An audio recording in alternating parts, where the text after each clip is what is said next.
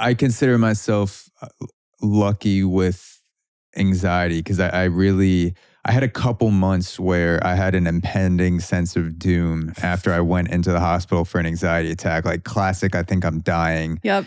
The nurse hooks up all the machines and she's like, your pulse is 65, your blood pressure's, 120 or 80, you're fine, go home, like take a Xanax. And I was like, oh my God, the nurse is in on it. Like that was my response. Yeah. My mom was like, you're fine. I'm like, literally everyone's against me. And then that's so real. Yeah. That's so real. And I'm dealing with a lot of anxiety right now with feeling like I don't have control over things. I have a broken arm. I have a mouse in my house.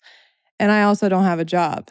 So when the world is working against you, you start to believe that and you start to develop like these paranoias and these ideas where it's like the nurse is totally in on it. That's such a real thing. Like this fucking bitch is somehow manipulating the numbers up on the screen. I remember thinking that my mom was there and she was just like, you're fine, whatever. It's like, oh my God, she converted my mom too. Like they're all gonna fucking. They're all in the cult. Yeah, they're all in the cult. And but I dealt for like, I was on edge for a month or two, and then my levels returned to normal. So like now, if I have anxiety, I don't really get that sense of doom as much. Where I feel like I'm gonna die, it stops.